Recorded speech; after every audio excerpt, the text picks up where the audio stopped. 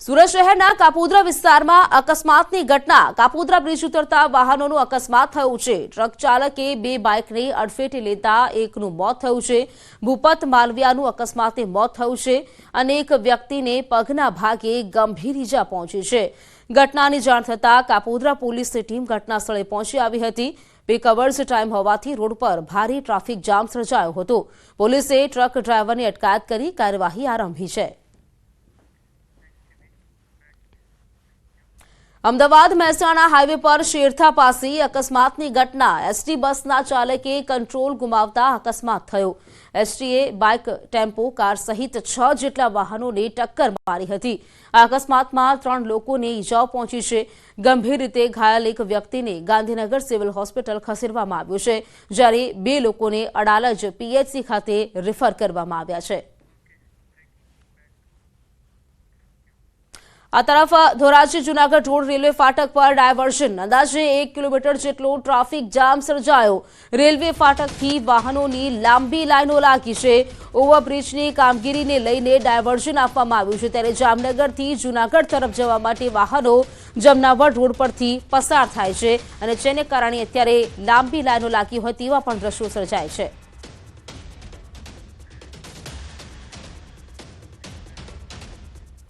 कांग्रेस नेता राहुल गांधी 2 दिवस गुजरात प्रवासे। आज बपोरे 3 वागे पहुंचશે अमदावाद। एआईसीसी અને पीसीसीના નિરીક્ષકો સાથે તેઓ બેઠક કરશે। પ્રદેશ કોંગ્રેસ કાર્યાલય ખાતે રાહુલ ગાંધી બેઠક કરશે। પીસીસીના 183 નિરીક્ષકો સાથે પણ ચર્ચા કરશે। નિરીક્ષકોની શું કામગીરી છે તે અંગે માર્ગદર્શન આપશે। 16 એપ્રિલના રોજ અરવલ્લી જિલ્લાના મોડાસા ખાતે જશે। મોડાસામાં પાયલટ પ્રોજેક્ટ શરૂ થશે।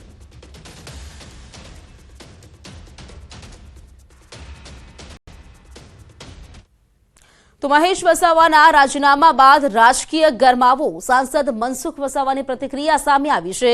राजीनामું આપવામાં ઉતાવળ કરી છે। ભાજપના વિચાર સાથે જોડાયેલા હતા। વધુમાં તેમણે કહ્યું, આરએસએસ અને બીજેપીની વિચારધારા દુનિયાથી કોઈ તાકાત ખતમ નથી કરી શકી।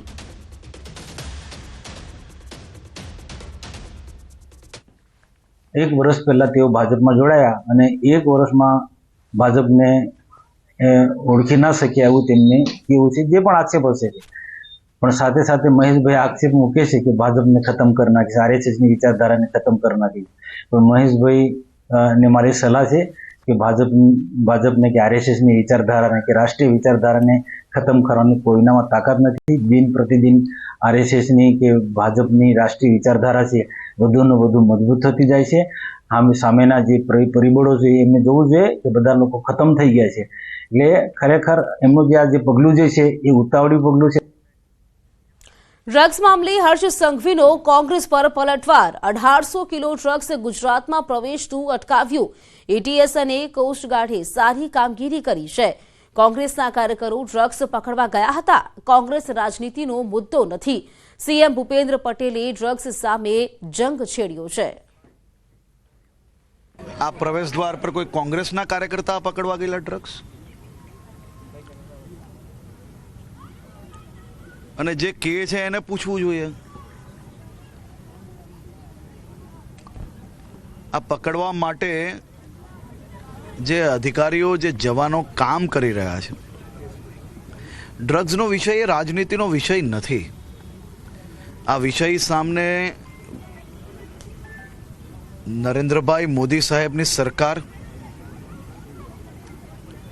ગૃહમંત્રી અમિતભાઈ શાહના માર્ગદર્શનમાં ગુજરાતના મુખ્યમંત્રી શ્રી ભૂપેન્દ્રભાઈ પટેલે ડ્રગ્સ સામે અભિયાન નહીં, જંગ છેડેલી છે।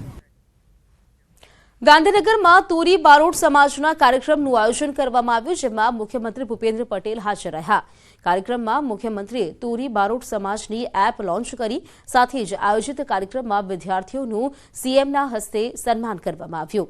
વિદ્યાર્થીઓને મોમેન્ટો, પ્રમાણપત્ર અને પેન આપીને સન્માન કરવામાં આવ્યું હતું। કાર્યક્રમમાં મુખ્યમંત્રી ભૂપેન્દ્ર પટેલે સંબોધન કર્યું, જેમાં તેમણે તોરી બારોટ સમાજની લુપ્ત થઈ રહેલી ભવાઈ કળા આગળ લાવવા મદદની ખાતરી આપી। તો મુખ્યમંત્રી ભૂપેન્દ્ર પટેલે બાબા સાહેબ આંબેડકર માટે શરૂ કરાયેલ અભિયાન વિશે પણ લોકોને જણાવ્યું। પ્રધાનમંત્રીએ આપેલા 9 સંકલ્પો પૂરા કરવા લોકોને સંકલ્પ લેવા કહ્યું। તુરી બારોટ જ્ઞાતિ તો પરંપરાગત કલા સંસ્કૃતિના વારસાને જાળવવાનું કામ કરતી જ્ઞાતિ છે.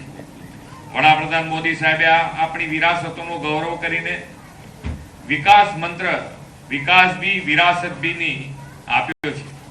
તુરી બારોટ સમાજ તો પ્રાચીન કાળથી જ આવી સંગીત સહિત અનેક કલા વિદ્યાની